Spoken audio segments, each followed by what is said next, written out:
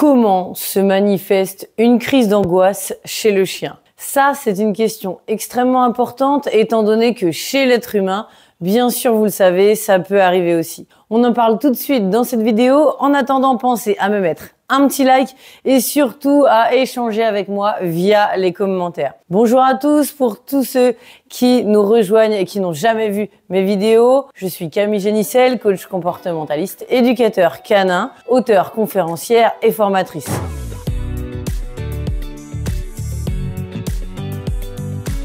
J'utilise les dernières avancées scientifiques pour vous aider un maximum à avoir un rapport de confiance et d'amour avec vos animaux. Et je sais que c'est ce que vous venez chercher sur cette chaîne. Alors, le principe est surtout de mieux les comprendre. Comment se manifeste une crise d'angoisse chez le chien? Eh bien, tout simplement par de la destruction. Alors, il peut y avoir plusieurs formes d'expression, en tout cas plusieurs comportements. On va décrire ça ensemble tout de suite. Alors en effet, souvent on dit oui, mon chien se venge, lorsque je le laisse seul, il détruit. Je vous rassure, ça n'est absolument pas une vengeance. Votre chien est incapable de se dire alors, aujourd'hui je sais que le canapé vaut tant d'argent et que mon humain a vraiment tout donné, voire beaucoup donné pour travailler dur et réussir à acheter ce canapé. Donc, exprès pour lui faire du mal, je vais détruire le canapé parce que je sais que pour lui, ça représente beaucoup de journées de travail. Évidemment, vous êtes d'accord, le chien en est impossible. Évidemment, il ne peut absolument pas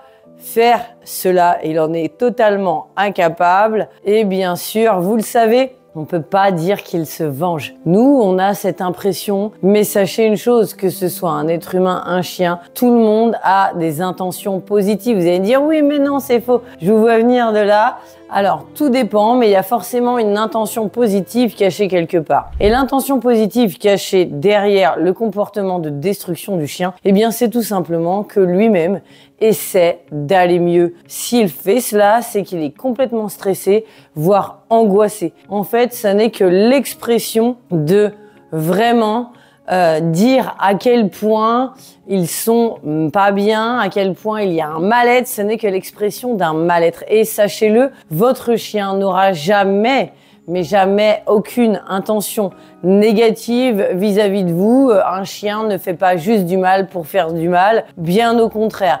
Donc s'il fait quelque chose, même si pour vous c'est un gros inconvénient, c'est qu'il a quelque chose justement, qu'il ne va pas bien. Et c'est ça qu'il faut chercher à comprendre pour ne surtout pas le laisser dans cet état émotionnel-là, déjà pour son bonheur, pour le vôtre, mais surtout parce que les problèmes de comportement non résolus empirent toujours. Et ça, je le dis extrêmement souvent. C'est pour ça que je fais en sorte de coacher les familles qui aiment leurs animaux, qui veulent résoudre les problèmes de comportement au plus vite pour ne pas laisser traîner les choses. C'est extrêmement important.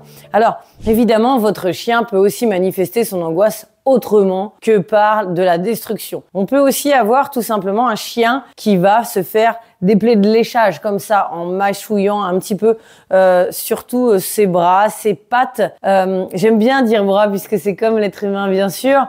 Ça peut être aussi en fait il va en quelque sorte se mutiler, se blesser comme nous ou certaines personnes vont avoir tendance lorsqu'ils stressent, lorsqu'ils angoissent à se ronger énormément les ongles et certains ça va très très loin et on le fait presque par réflexe et complètement involontairement. Et bien pour le chien, c'est exactement la même chose. On va voir son chien, dès qu'il n'est plus occupé, dès qu'il n'a plus d'activité, tout de suite, au lieu de se reposer, d'être détendu, dans son lit, il va tout de suite commencer à s'énerver et à se faire des plaies de léchage. L'autre moyen d'expression de l'angoisse, eh bien, c'est tout simplement un chien qui va trembler, par exemple le soir, alors que tout va bien, il n'a pas froid, il n'est pas malade. Bien sûr, il faut toujours vérifier cela avant. On va se retrouver avec un chien qui tremble ou alors un chien qui est en permanence angoissé ne va pas dormir complètement détendu. Vous savez, le fameux sur le dos, les 4 fers en l'air. On va se retrouver avec un chien qui va beaucoup être en boule, peut-être même replié sur lui-même. Et ça, c'est des comportements évidemment qui ressemblent beaucoup à ceux des êtres humains. L'autre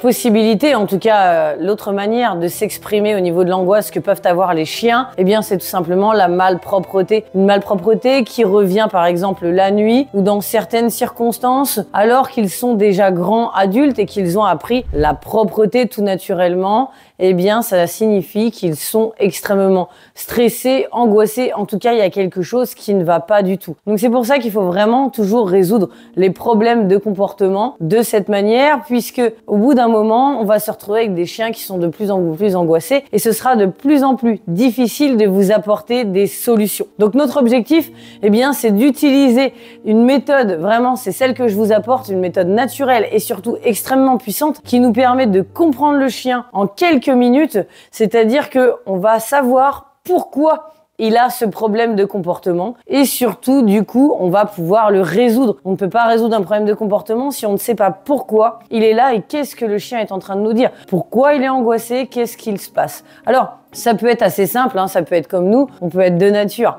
angoissé, eh bien chez les chiens c'est la même chose, de nature stressée, mais il ne faut pas, absolument pas en rester là puisque les animaux c'est un petit peu comme les enfants, ils sont vraiment dans l'état présent, donc ils vont beaucoup moins se stresser et s'angoisser que nous lorsqu'on est en train de ressasser tout un tas de choses bien évidemment. Alors votre chien, lui, eh bien il peut angoisser pour la simple raison que il est trop souvent tout seul, peut-être qu'il manque d'activité, peut-être aussi qu'il vous sent vous très stressé et angoissé. Et ça, il n'aime pas du tout. On sait bien évidemment que les chiens sont toujours dans cette empathie et ressentent énormément nos émotions. Donc évidemment, si nous on l'est, ce qui est souvent le cas, on est d'accord, eh bien notre chien le sera aussi. Et ça, c'est quelque chose qui est assez intéressant à observer et surtout c'est extrêmement mignon parce que pourquoi? Eh bien lorsque votre chien est angoissé parce que vous-même vous l'êtes, il faut vraiment comprendre et voir ça comme quelque chose de touchant. Votre chien est en train de vous dire écoute, là tu vas pas bien, ne reste pas comme ça, fais quelque chose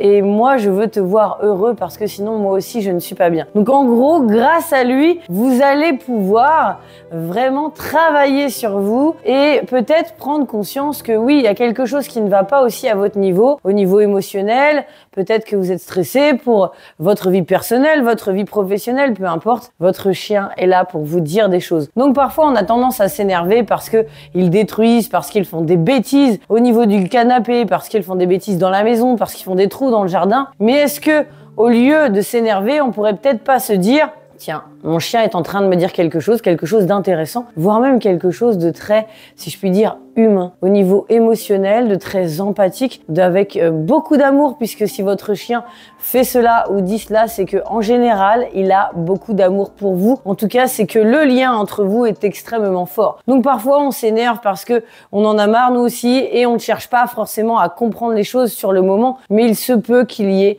tout cela derrière, donc c'est plutôt à prendre de manière positive. Alors je sais, c'est pas notre premier réflexe, mais pourtant c'est extrêmement important de pouvoir voir cela. Et ça me fait penser à une famille extraordinaire que j'ai coachée il y a quelques semaines, qui comprenait pas pourquoi lorsqu'il rentrait de travail, il y avait des excréments partout, le canapé détruit, les plaintes aussi, c'était un chien qui s'attaquait aux plaintes. Et ils étaient vraiment à bout de nerfs, donc ils m'ont contacté et on a vu tout cela ensemble et je leur ai expliqué qu'en réalité, le chien faisait ça parce qu'il les aimait. Alors c'est un peu un raccourci, mais je vous ai expliqué juste avant exactement ce qui se passe entre deux. Et au contraire, ça les a beaucoup touchés. Évidemment, on ne voit plus les choses de la même manière. Et donc à ce moment-là, en plus, ça va être beaucoup plus facile de mettre des solutions en place. Je sais que si vous êtes là, c'est que vous aimez votre chien. Alors surtout, pensez-y, cherchez à le comprendre et surtout, ne lui demandez pas de faire des choses que nous-mêmes, nous ne pourrions pas faire. C'est-à-dire, lorsqu'on est angoissé, eh bien parfois, juste se dire « Allez, tiens, je suis plus angoissé et hop, c'est terminé ». Ça n'est absolument pas possible. Alors imaginez pour un chien. Je vous laisse échanger avec moi dans les commentaires. Surtout, abonnez-vous à la chaîne pour recevoir toutes les vidéos gratuitement, directement dans votre boîte mail.